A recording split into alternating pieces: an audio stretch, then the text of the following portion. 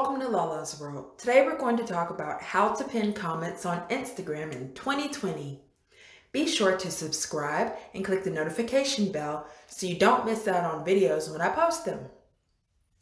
First, open Instagram.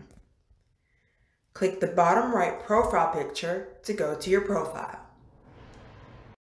Click on your post and scroll to a post with comments. Tap on the comment you want to pin.